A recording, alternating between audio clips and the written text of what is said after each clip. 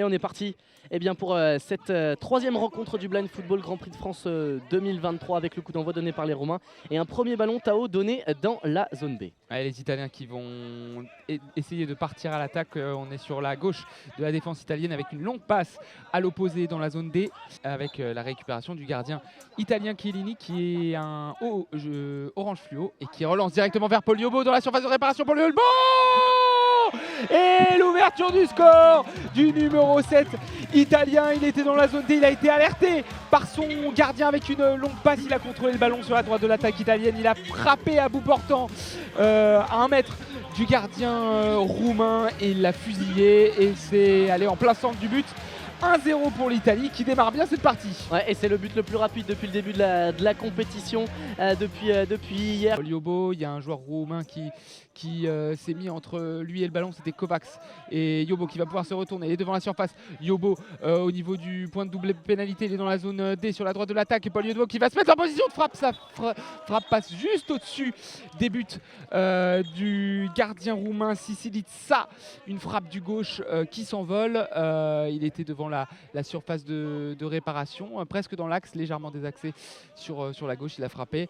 Il était un peu en déséquilibre. Ça s'est envolé et nouvelle occasion en faveur de l'Italie. Ouais, quasiment toutes les relances se font à la main pour les gardiens qui n'ont pas le droit de sortir non plus de leur petite zone rectangulaire qui fait à peine 1,5 mètre de large et ils doivent relancer, comme tu l'as dit Tao, le ballon uniquement avec un rebond en premier dans la zone de leur équipe. Et sur ce coup là, Nicolas Mauro a bien failli trouver la faille sur ce coup franc à l'origine au niveau de la ligne médiane en faveur des Italiens. Ballon qui était dans la zone D, il est rentré vers l'intérieur, Nicolas Mauro capitaine, pour aller décrocher une frappe et ça a touché le poteau sur cet arrêt, le premier de Sisilița dans cette rencontre. Petit but, la relance de Sisilița, cette fois-ci c'est bien dans le camp et c'est contrôlé par Kovacs dans la surface de réparation. La frappe en pivot de Florin Kovacs, mais la frappe est écrasée, ça rebondit sur le sol et ça va tranquillement dans les gants de Chiellini qui a pu relancer pour Yobo. Et Paul Yobo qui va se présenter dans la zone D, la nouvelle frappe et le doublé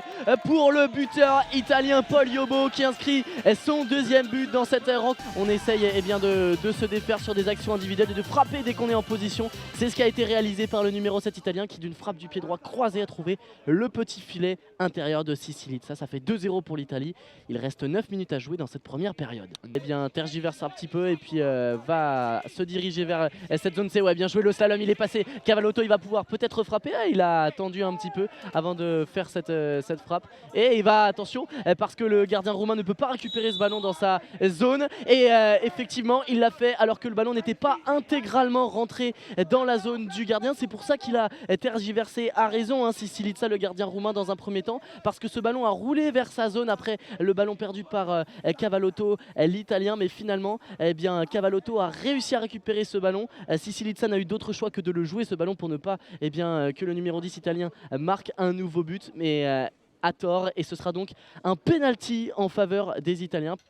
Et le numéro 10 qui pour l'instant ne touche pas le ballon, il a le ballon sous le pied droit avec ses chaussures blanches. Cavallotto qui frappe et c'est dedans, ça a été touché, fleuré par Sisilița sur la ligne, mais c'est dedans le but de Cavallotto. 3-0, il a tiré sur sa gauche l'attaquant, ça a été donc touché sur la droite de Sisilița par le bout du pied, mais ça rentre.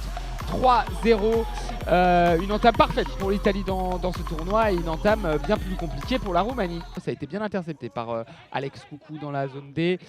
Coucou désormais dans la zone A sur la gauche de l'attaque roumaine, lui qu'on a le plus l'habitude de voir en défense. Sonne la révolte pour la Roumanie, il joue de son physique, il est dans la surface de réparation et la frappe de Coucou du gauche, c'est petit filet. La première grosse opportunité pour les Roumains et c'est Coucou qui est plus habitué aux tâches défensives qui a décidé de sonner la révolte. Il est rentré dans la surface de réparation dans la zone A, il a frappé du gauche au premier poteau, c'est parti petit filet, c'était puissant mais ça n'est pas cadré. Le ballon qui est désormais en zone D sur la droite de l'attaque italienne avec Mauro et son brassard rose qui va renverser à l'opposé en direction de Cavallotto. Le bon contrôle de Cavallotto qui va se remettre sur son pied droit. Est-ce qu'il va essayer de tirer du gauche? Non, il va peut-être contourner la frappe et quel arrêt de Sisilița, il a frappé du droit. Cavallotto, il était dans la zone D, il a croisé sa frappe, ça allait en lucarne et vigilant, Sisilița a fait un arrêt sur sa droite et a repoussé le ballon.